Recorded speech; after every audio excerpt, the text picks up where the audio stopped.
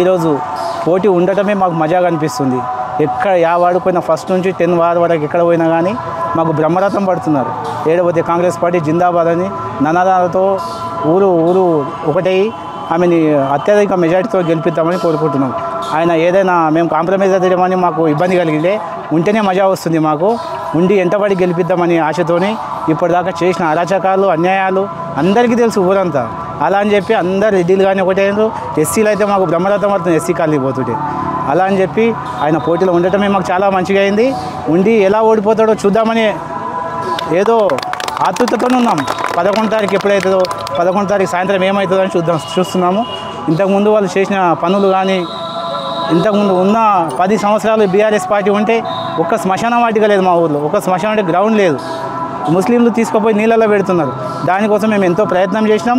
ఎంత కష్టమైనా కానీ ముస్లింలకు 100%గా వాళ్ళకు శ్మశాన వాటిక ఇప్పిస్తాం. మనోహర్ రెడ్డి గారి నాయకత్వంలో 100% ఇప్పిస్తాం. మేము ఇక్కడ బీసీ శ్మశాన వాటిక ఉంది, దానికి గ్రౌండ్ లేదు. పెద్ద జాగ ఉంది, దాన్ని మొత్తం అందరు ఆక్రమించుకొని దాన్ని చాలా చిన్న జాగాగా చేసారు. ఇప్పుడు ఎవరన్నా చనిపోతే ఒకరి గుంతలో ఒకరిని పెడుతున్నారు. అవన్నీ దృష్టిలో పెట్టుకొని నాగప్ప గారు చాలా వర్క్ చేస్తారనే ఆశతోటి ఆయనకు అందరం మద్దతు తెలిపి అత్యధిక మెజార్టీతో గెలిపిస్తామని కోరుకుంటున్నాం. ఈ అవకాశం ఇచ్చిన పెద్దలందరికీ ధన్యవాదాలు.